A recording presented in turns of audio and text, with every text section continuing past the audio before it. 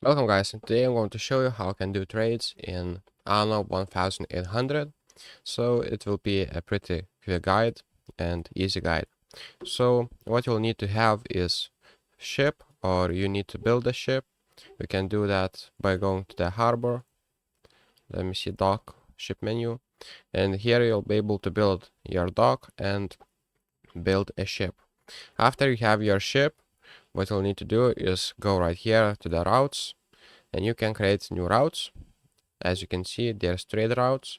After you unlock a couple islands, you will see another option, so you will be able to trade with yourself. You can send goods to another island or get from another island the goods, but for now you can create only routes.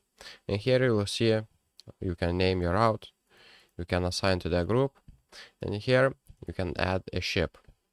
So I have only morning dew, so right here I can add this one, and here trade route stations. I will need to add stations and click accept, and as you can see I get error because one of your routes has major issue. So that's pretty much it. That's how you can create trade routes. And right here in the ship, if you click right here, you can add item socket. As you can see, if you go like this, you can select the items you want to transfer it, like this. So let's say this one,